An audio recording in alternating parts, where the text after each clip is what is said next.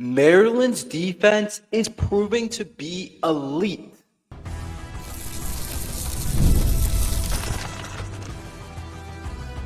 You are Locked On Terps, your daily podcast on the Maryland Terps, part of the Locked On Podcast Network, your team every day. What's up, everyone? I'm Tre Moore, host of Locked On Terps for the Locked On Podcast Network, your team every day. So thank you guys for making us part of your day. And today's episode is brought to you by the Gametime app. Download the Gametime app, create an account, and use code Locked On College for $20 off your first purchase.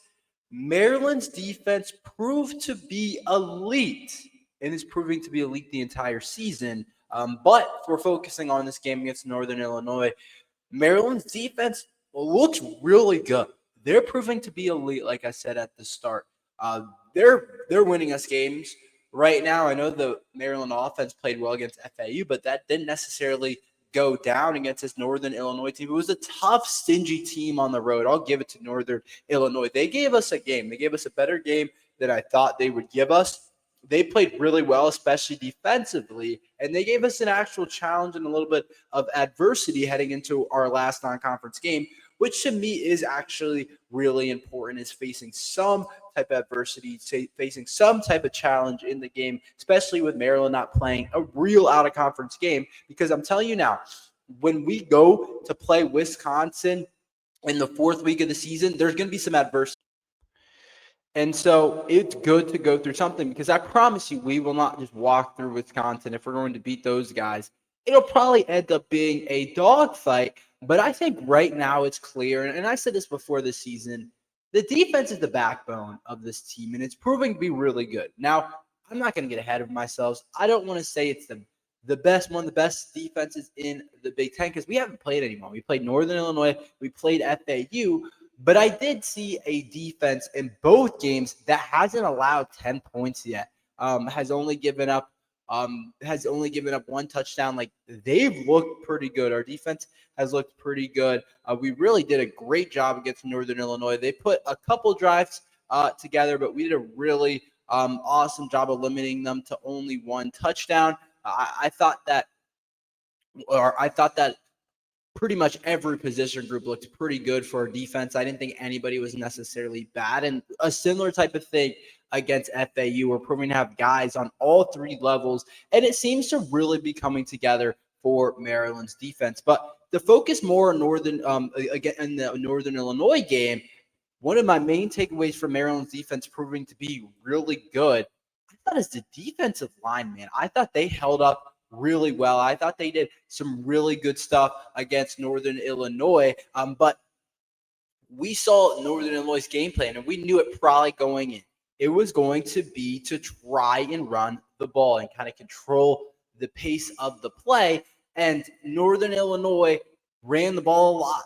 They ran the ball a ton. They weren't going to really throw the ball, I think, in general, between their quarterback, between their starting running back, between their backup running back. It looks like, if I counted right, 37, 47, 48 carries for Northern Illinois. So the game plan was clear. They weren't going to throw the football very much. They didn't trust their quarterback, Josh Holst, the young quarterback. And we knew that kind of coming in, because against Holy Cross, a team that you would assume has not as good a talent as us, they didn't really throw the football very much, and they ran the ball a ton. And maybe part of us was like, maybe that was just to gut out the win, what they had to do.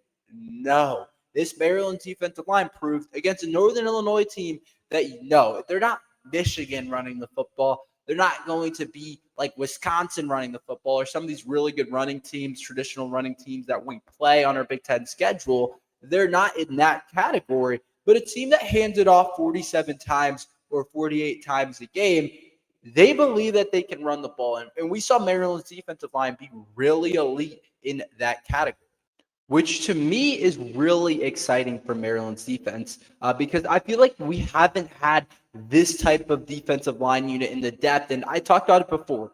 There was a certain approach that Mike Locksley took in the offseason. Instead of having quality players, and I'm not saying we don't have quality players on our defensive line, he went for quantity on Maryland's defensive line. He said, okay, this is what we're going to do.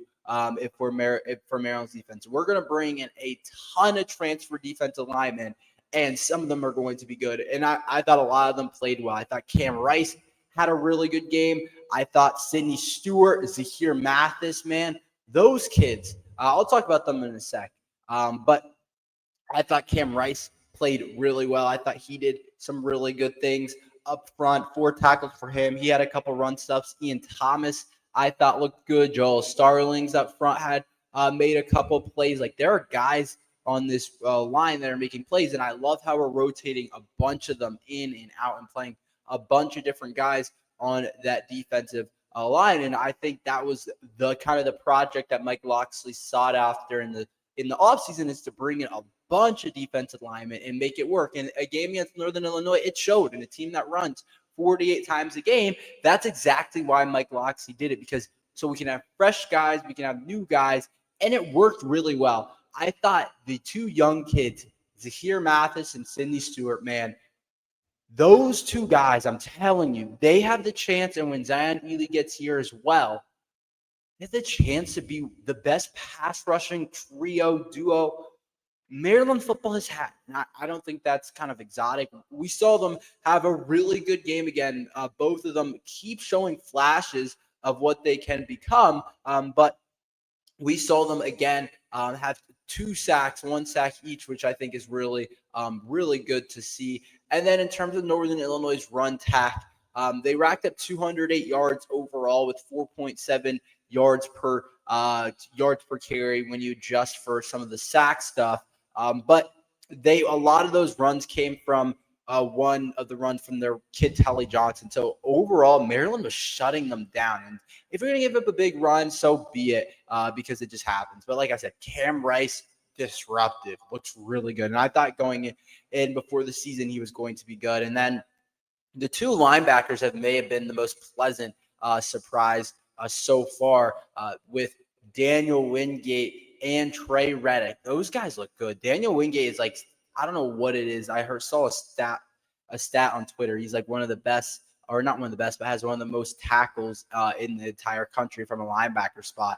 He's roaming around, and he looks like one of the better guys.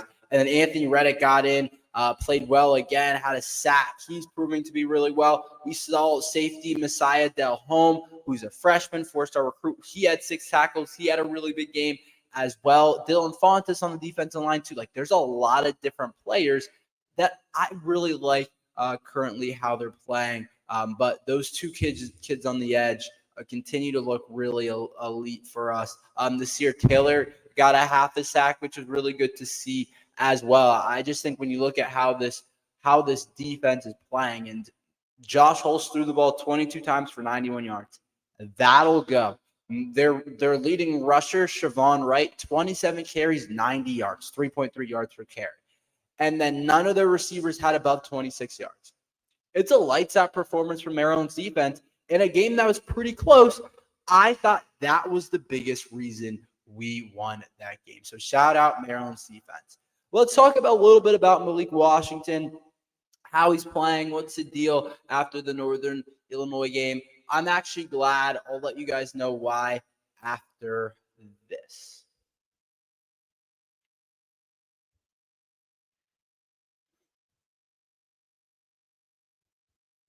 College football is back, and I couldn't be more excited. The tailgates, the rivalries, the energy in the stands, there's just nothing like it. But let's be real. Actually getting tickets can feel like more of a battle than the game itself. Endless queues, hidden fees, prices, jumping out, checkout. That's why I use Gametime, the app that gives advantage back to fans. It's the easiest way to score last-minute tickets at the best prices with no surprise fees. What you see is what you pay. I pulled up Gametime in just a couple taps. I saw amazing deals. I'm talking about your favorite college football games as low as $25. That made it super simple. I could even see the exact view from my seat before buying. I love the zone deals too. Pick the section and Gametime picks the seats, and you save big. Honestly, it's faster, cheaper, and less stressful than any other way I bought tickets. So take the guesswork out of buying football tickets with Gametime. Download the Gametime app, create an account, and use code LOCKEDONCollege for $20 off your first purchase. Terms apply. Again, that's promo code LOCKEDONCOLLEGE for $20 off. Swipe, tap, ticket, go. Download the Gametime app today.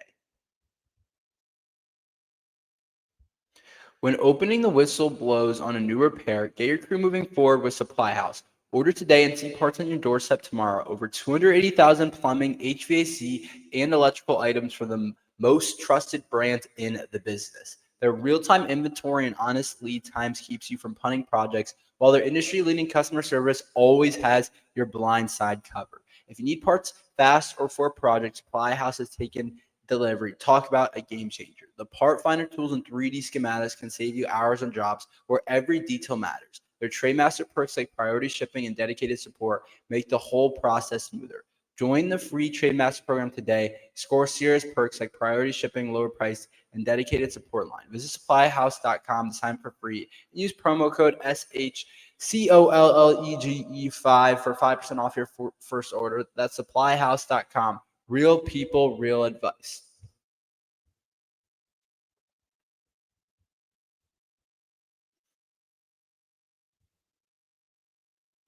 So we had a really cool opportunity in this game, and I think it was a great game for Malik Washington for a couple different reasons. I thought it was great because he had to deal with adversity. And even though I'm sure he wanted to play a little bit better, it's not like he played bad. When you look at the stat line, when you look at some of the throws he made, it's not like Malik didn't play well, but I do think that he kind of wish he played a little bit better. He definitely got rushed in the pocket a couple of times, had inconsistent throws down the field. He also had his first turnover, but it's going to happen. We knew it. And I said it. This is why it was so important to start Malik Washington in these non-conference games and to not mess around and not try and play him later and throw him in later on the season and like try and be cute with it, for lack of a better way to put it. Because now we have a game where he actually went through some adversity in a game where we only scored 20 points against a Northern Illinois team that had a pretty solid defense. I'll give it to them. They did some good things defensively, but a team that we would expect to score more than 20 points against. And he had to deal with actually playing into the fourth quarter, playing a game that's challenging. And I don't know if we're going to get that next week against Towson, to be completely honest. And there's a couple different storylines behind this that are really exciting for me about Malik Washington. He still went 19 of 35 for 254 yards and 2 touchdowns. Yeah, we wanted to see more consistency, but 19 of 35, 254 yards and 2 touchdowns. If we're like, yeah, that's an end game from Malik Washington, that just means the expectation is really high. It means it's really high. And it is. And that's the way we want it to be. We don't want to have a quarterback in there where the expectations are low, but he's made a ton of good plays and led the Maryland offense to make some really awesome throws, and it really kind of saved us in a lot of different areas. So I thought he did that really well, despite having not the most forensic offensive day. And then there's a couple other things. Dorian Fleming, how about the kid? 4 receptions, 70 yards, and a touchdown. Dorian Fleming looks like he's going to lead our team in receiving yards. That's just how it looks like to me over the first 2 games, and it's clear Malik Washington has his favorite target. I think it's Dorian Fleming. He had the most receptions in week 1, had the most yards in this week. And then Shalik Knotts, that's something that not a lot of people expected. Shalik Knotts, the senior, didn't hear a lot about in the offseason. He's kind of having a coming out party for Maryland football. And I think people are like, shoot, Shalik Knotts looks really good. He had a touchdown, a nice touchdown catch again. 2 receptions, 58 yards. And then Jaleel Farouk led our team in receptions, 5 receptions, 55 yards. That's kind of what we expect from Jaleel Farouk. Again, Caleb Webb getting a nice 20-yard catch, very much needed. Octavian Smith is racking up a good amount of catches, 3 catches, but only 18 yards.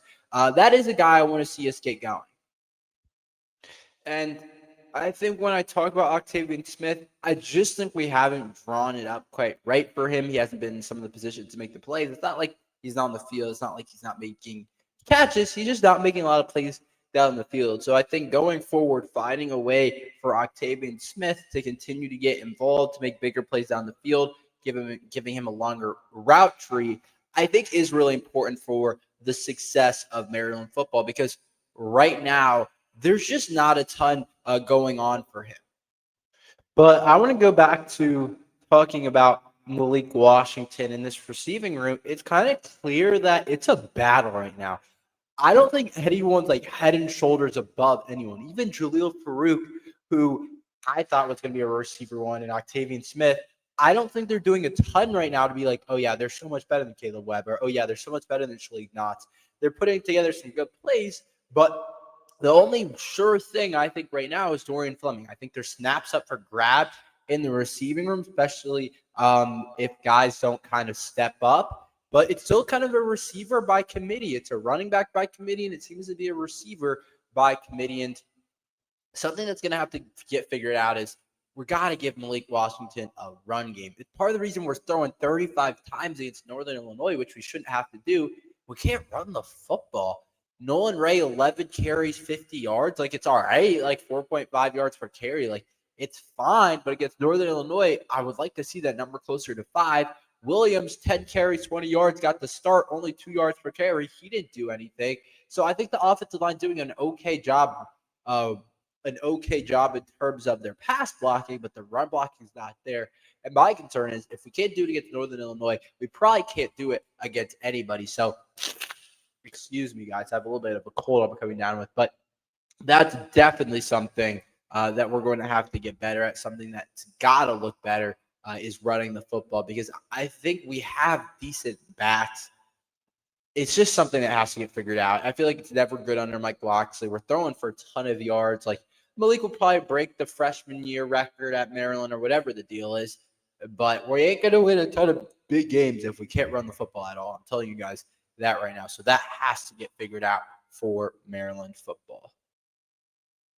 But it is clear that I think Dorian Fleming's the guy for this Terp team. Like, he looks like maybe an All-American. Looks like an All-Big Ten player, an NFL type of guy. I love how Dorian Fleming's been playing. I love how he's creating separation. But I think Malik right now, I thought he played well in terms of having a bad game and making sure that it doesn't turn into a loss or something like that. He said, in these tough games, these gritty games, you just got to stay with it, Washington said. No matter how many possessions you get, you got to make the best of them. And I totally agree with that. And I love seeing a little bit of struggle from the Maryland team while still winning in out-of-conference play. I do think that is important. Let's give our MVPs for the game. Who did I think won MVP for each position group? We'll talk about that next.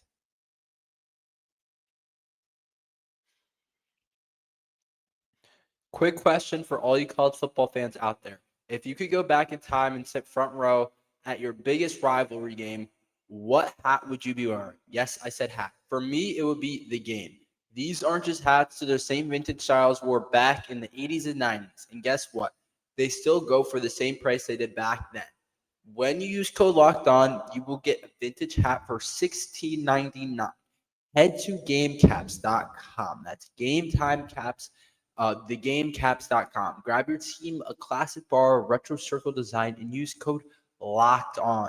I really recommend you guys get it. There's a lot of different hats that you guys can get, and I think you guys are really going to like how they fit on. And it's an exclusive discount, so don't miss out, because legends wear the game.